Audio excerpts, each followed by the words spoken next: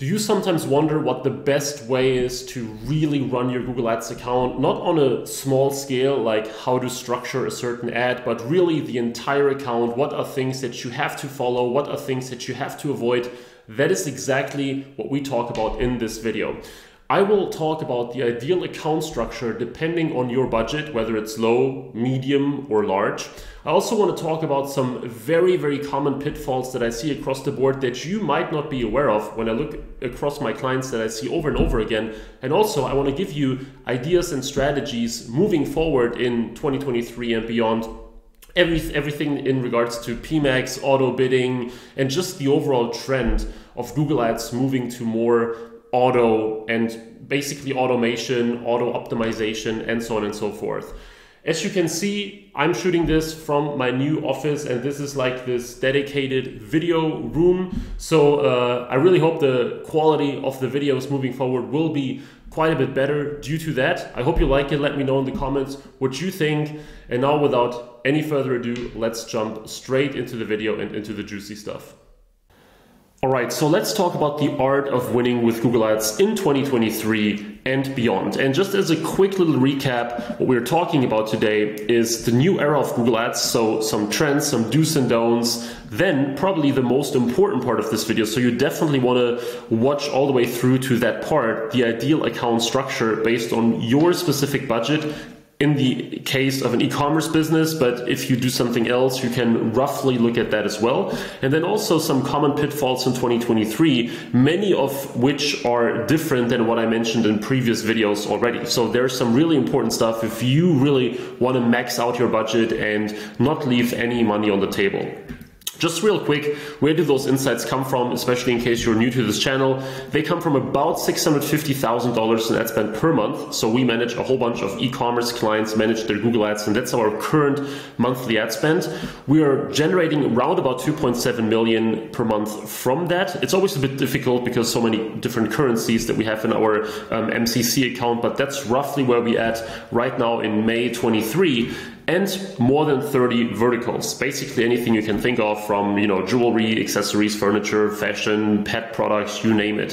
So it's not from some like dry theory or from a single example in a single account that worked by accident, but really what we see across the board with millions and millions and millions of ad spend so far. So you can be sure that everything that I mention here is actually battle tested and has been sort of proven over and over again across a whole bunch of different accounts and budget levels.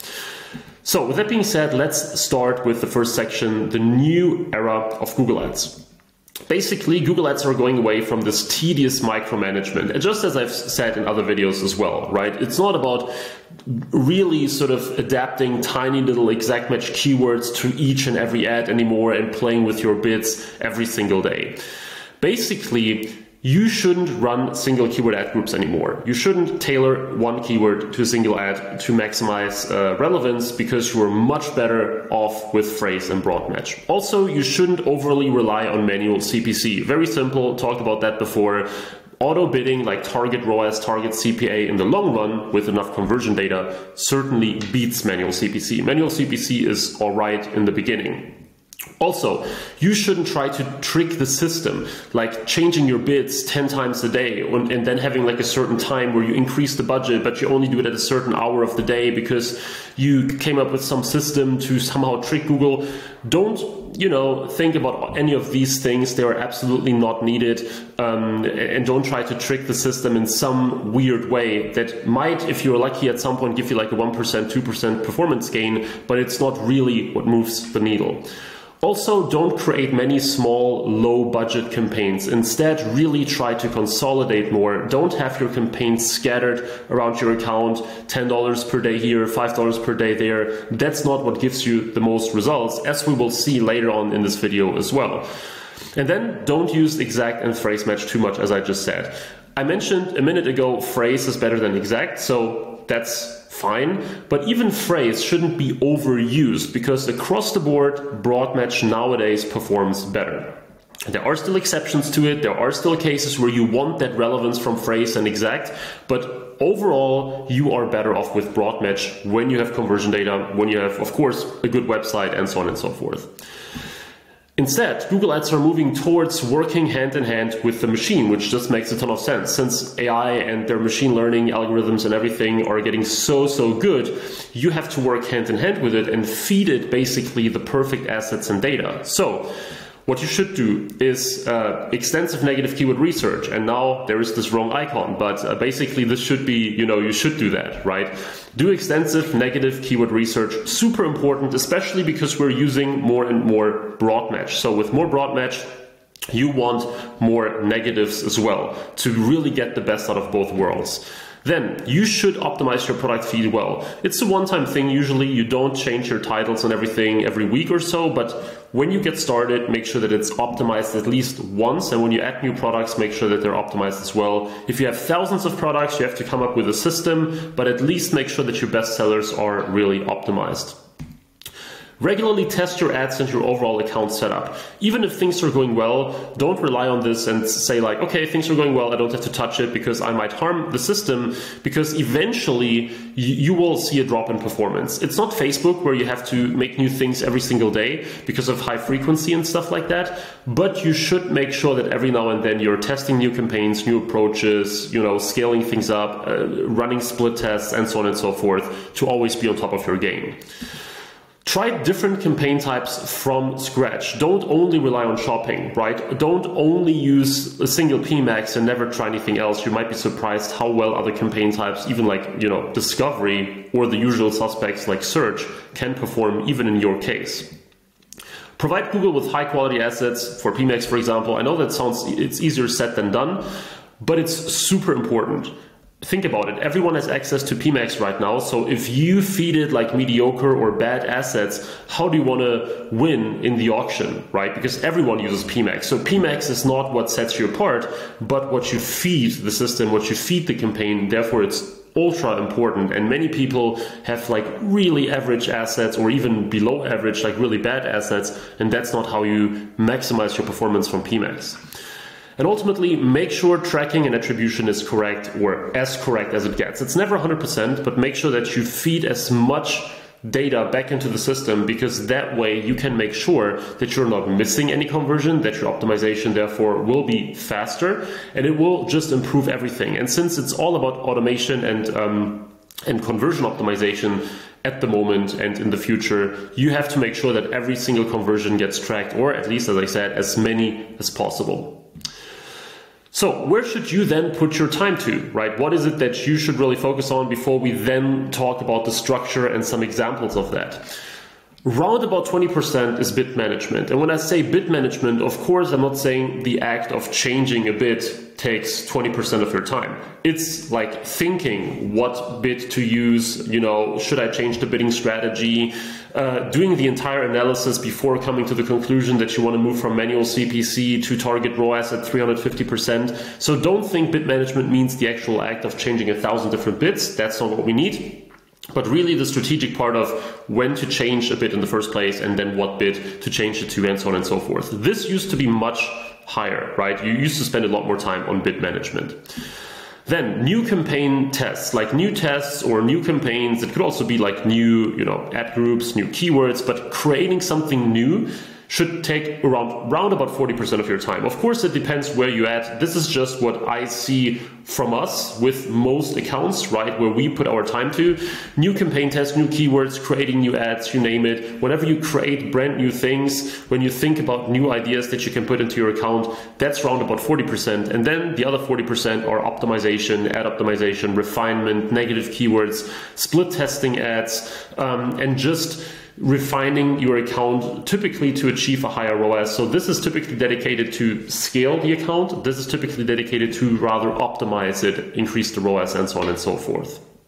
So that's where we roughly put our time to when I have to come up with some like very, very broad, very rough estimate.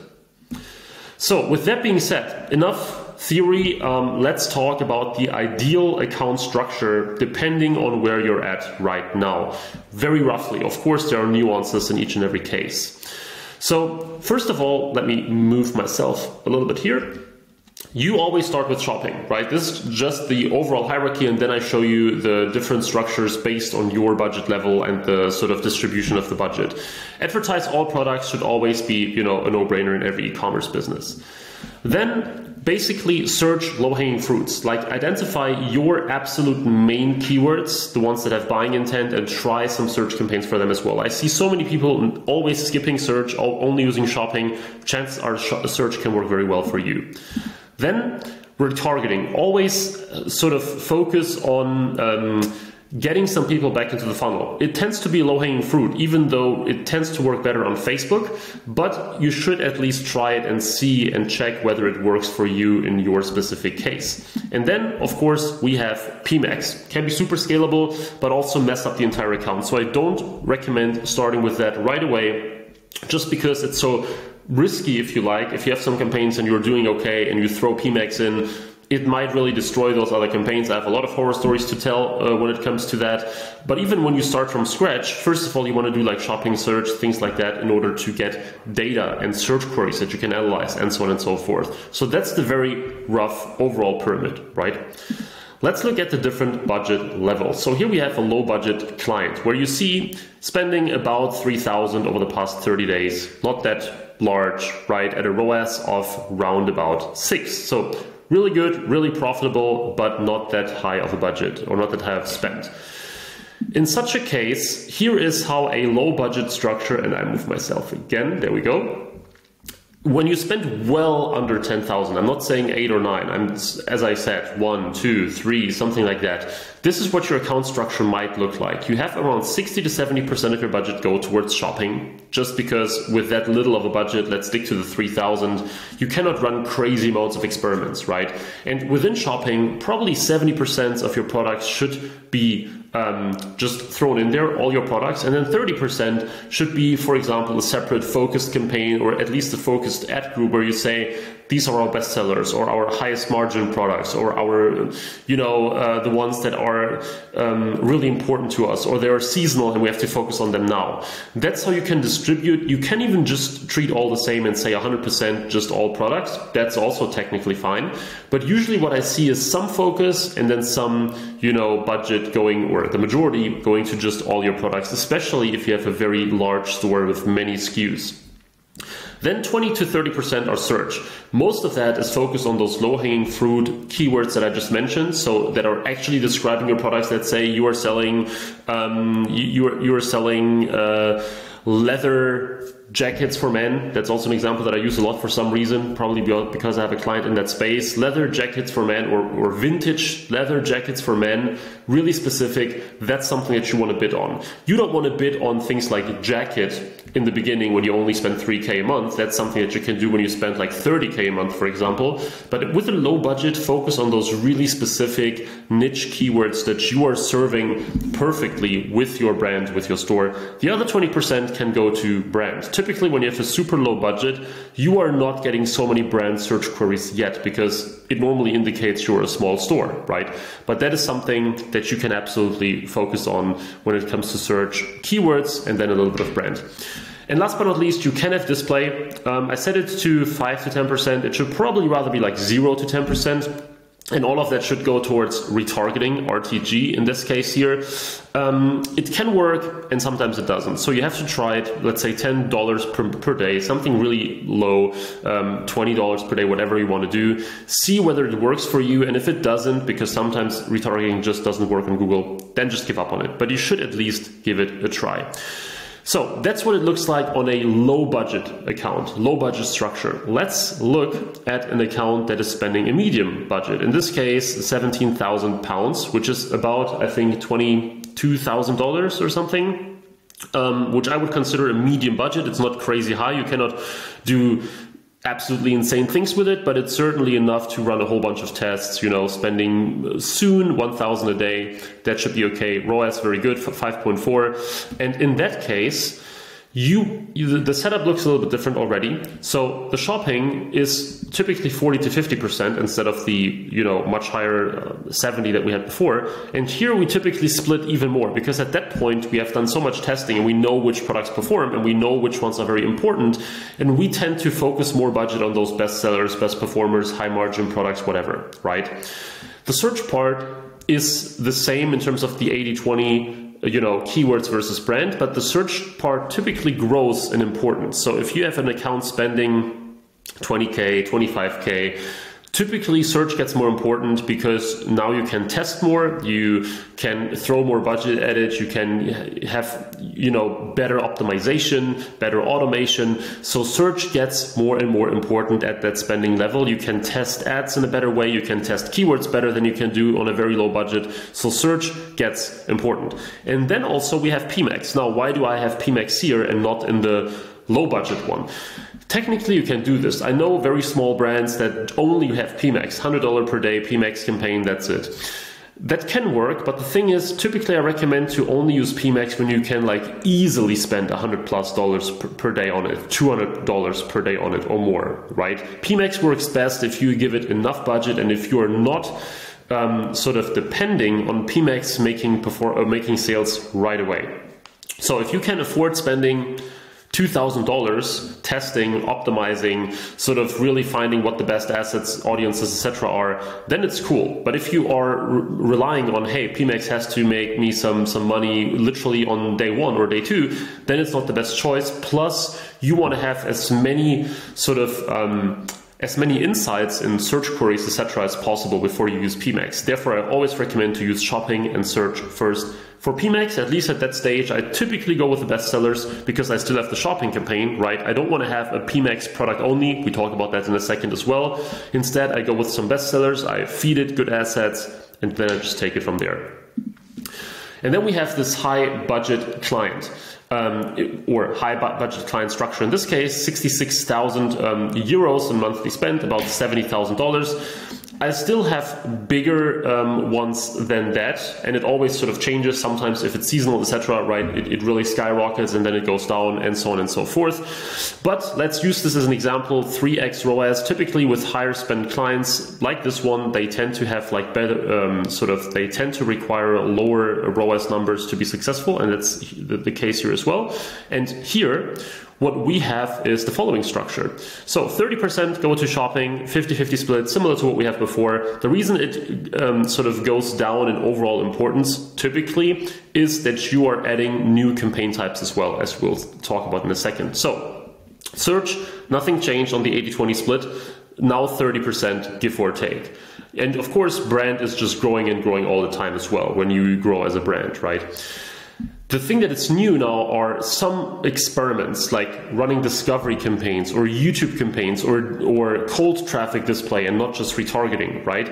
You can of course do it earlier already. You don't have to spend 70,000 in order to do that per month. But typically what I see when we spend that much, we are running a lot of those kind of tests every now and then. So we launch a new discovery campaign with products attached to it, to our most important audiences. And then, as you can see here, we do something special about it. We either have a dedicated landing page or we have some bundles that we're making for those people. We don't usually, at least, just send people randomly to our product pages. We do that as well, but normally what we do when we run those sort of more unique experiments, if you like, is we have something special waiting for them on the site. And you don't have to reinvent the wheel here, but at least giving them like a cool bundle, a cool extra, whatever it might be. So that now plays a role at that budget level, because all those campaigns are really scalable. You don't want to rely only on shopping and search forever. Of course, you can technically make millions just off that, but I have a lot of cases where we make a lot from discovery or even YouTube or things like that as well. So should be in there when you spend enough. And then we have PMAX again, where now we are trying to grow it. I try to avoid having PMAX campaigns making like 80% of the revenue, because if they die out, then you have a problem. But they are growing in size now, because at this point, of course, it's all about like scaling. PMAX is super scalable. If those here work well, that's perfect, because then you can run basically all the campaign types that PMAX offers in separate campaigns. But of course, I don't want to say that PMAX isn't powerful, that PMAX cannot work extremely well. So you have to use it, you have to see how it works. And now we can also focus on more products instead of only just a few bestsellers. But I would still not advertise all products, but because then your shopping campaigns will die out. And if they are performing good, then of course you want to keep them. If they're not performing anyway, then technically you might want to set all of that to PMAX, or throw all of that over to PMAX as well. So these are like three budget structure, or the three different structures based on your budget. And that's of course just an abstract, and it depends on the individual case, but very roughly that's what you can use when you have just no idea where to put your money into in terms of the different campaign types. Let's talk about the common pitfalls in 2023, and that's the sort of last section of this video. First of all, one common issue that I see is always using all headlines when you run search ads. Now you might say, well, why is that a problem? I thought I should feed it as many assets as possible. So all 15 headlines, all 4 descriptions. The issue with that is, as long as you're not spending crazy amounts, it takes a very long time for Google to optimize and to find the best combination. Think about it. If you have 15 headlines, 4 descriptions in a search campaign, rotating and mixing it, there are like thousands and thousands of combinations. And what Google does now is it tries to figure out what the best headlines are and very quickly comes to a conclusion, and then it becomes a self-fulfilling prophecy. So it's not testing all of them through, it's just rotating them a few times in the beginning, then saying, okay, headline 7 performs the best, so from now on I will show it most of the time. And this is of course better than no testing at all. But what I like to do a lot is I like to only use 6 or 7 or 8 headlines. That way they can optimize a lot better. And then what you can do, instead of running, multiple ads, running 2 responsive search ads or 1 with 15 headlines, I split test 2 with 6 each. I have completely different ad angles, and then I can check, okay, ad angle 1 performs better than 2, and responsive search ad 1 performs better than 2. So I don't test within a single ad all the time, but I split it among 2, and that kind of performs pretty well. Another one is not using enhanced conversions. If you go into your conversion settings, you see that under your conversion, when you click into your purchase conversion, for example, or when you click to your conversions, you will see enhanced conversions, and they can bring you anywhere from 5 to 15, typically 5 to 10% more tracked conversions. And it ties back into what I said in the beginning. You want to be able to track and measure as many conversions as humanly possible, because this accelerates your optimization. So make sure that this is checked. Make sure that you are using enhanced conversions, except for some cases where there is a reason to not use it, privacy, whatever, but it shouldn't be an issue technically. But I know some brands say, no, we don't want to do that for some reason. Okay, that's fine. But it's a no-brainer. You should use it. You should tick the box. You should set it up. It's fairly straightforward, especially if you're using Shopify. Self-explanatory. Click the box and you will see 5 to 10% more conversions typically, because they're sharing more data about the customer that you otherwise cannot track with, typical basic cookie tracking. Then we have not pausing most or all auto-apply ad suggestions. It's something that Google Reps and just, Google Ads itself will tell you a lot about, like, hey, you should use auto-apply ad suggestions. You should let us automatically create new ads or change your bidding strategy. What you should do is you should go in there in your account and turn all of them off, or at least the vast majority. There are some that are okay, like pausing redundant keywords can be okay. Adding, observation audiences automatically can be okay. Those don't really hurt. There are like 3 or 4 that are not terrible. But if you have all of them checked, like I see sometimes with some prospects that are becoming clients of mine, everything is checked, which means all the time Google Ads making changes to their accounts. Sometimes they're good, but it's really terrible for keeping like a good overview, keeping everything organized, because you just don't know what's going on behind the scenes all the time. You will get notified, but good luck trying to really, follow a strategy when things are being changed all the time without you being you being asked, basically. Then running mostly sort of product-only PMAX campaigns, right? Product-only PMAX campaigns. I know many people do that, which means you're going in there and you are sort of creating a smart shopping style PMAX campaign where you don't add any assets, but only products. Here's the thing with that.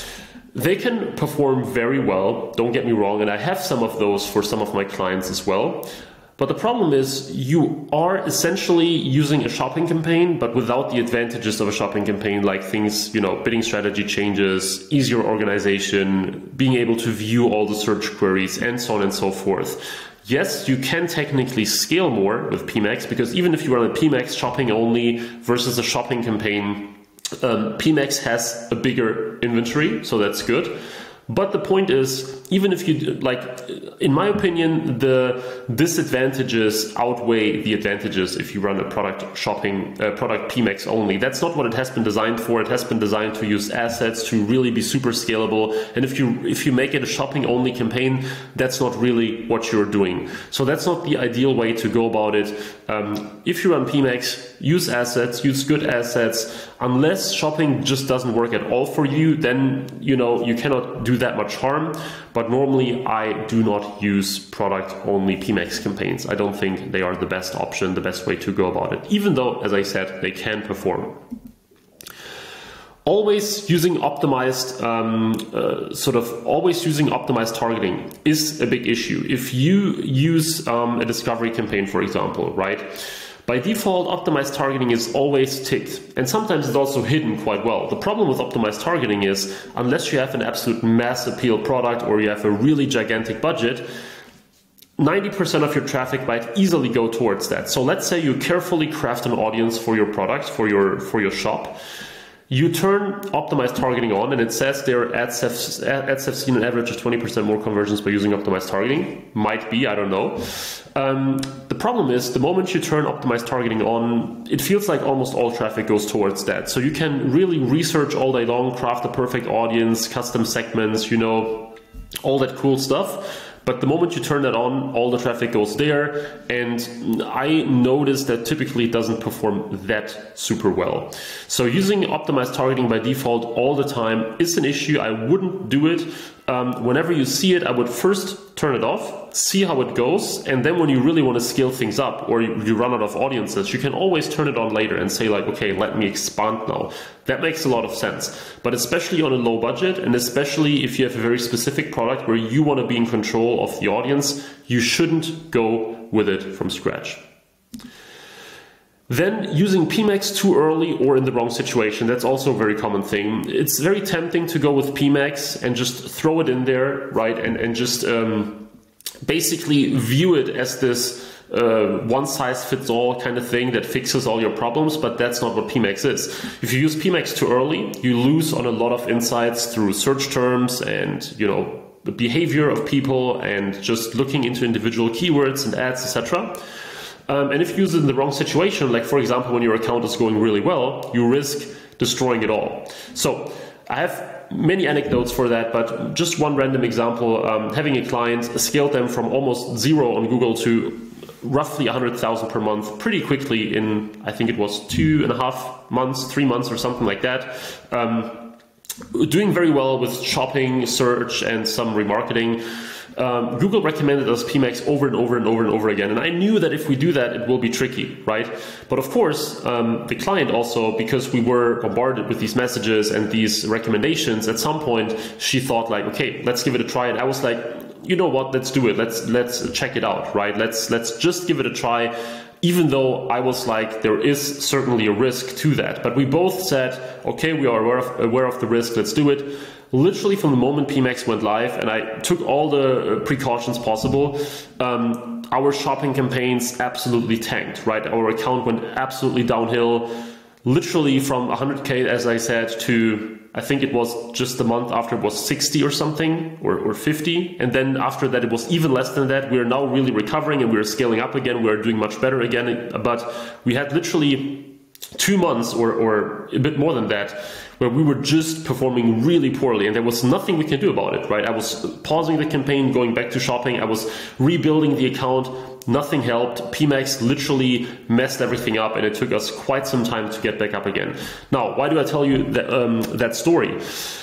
Just because you have to be a bit careful with it. PMax, especially when you throw a lot of products in there, and especially if you're doing very well right now, can be super risky. Of course, if your account doesn't perform, there is not that much to lose. And then it can be a no-brainer to give PMax a try. But if you're generally satisfied with your results, try to scale all your existing campaigns first. Try to add new shopping campaigns, add new search campaigns, increase your bids, add new ads, come up with more negative keywords, maybe try some other campaign types like discovery before you really risk it with PMax. PMax can help you scale to crazy amounts and it can be an amazing campaign, but it can also be super risky. So just keep that in mind. Using PMax too early or in the wrong situation can be a big problem. And I see that over and over again. Almost everyone that contacts me these days for help, whether it's for consulting or for us managing their ads or even for my training program, almost like 70%, 80% of that has something to do with PMax as well. So these were my points. Whoops, let me remove myself from there again. These were my 3 sections, my points about how to move forward with Google Ads, how to structure your accounts in the best possible way, how to avoid the common pitfalls. And if you want to learn more, first of all, of course, you are certainly invited to subscribe to this channel, leave a like if you enjoyed it, and stick to this channel for more videos. And now I have 2 further options for you, which is number 1, the first link in the description. If you want to work with us, whether it's us handling your campaigns completely, Google or Bing, or whether you just want some help, some consultations, whatever it might be. But our main thing is managing full-scale ad campaigns for clients of all shapes and sizes, whether they are fairly small, 30K per month in revenue, all the way up to 50 million per year, larger brands that some of you might actually know about. And then the alternative, if you don't want to do that, or if you don't have the budget yet, or if you're just starting, I also have a Google Ads training specifically for e-commerce that you can find in the description as well. It is completely ready for 2023. It's fully updated. The reviews so far for that newest version have been great. And in there you will find a bunch of insights for shopping, PMax, how to structure them, how to run them. Of course, much more in depth than what you saw here in this video. So, as I said, I hope you enjoyed it. I hope you subscribe to this channel if you want to learn more about Google Ads for e-commerce, performance marketing, Bing Ads, more in the future as well. And with that being said, thanks a lot for watching, and I really look forward to see you in the next video again. Bye-bye.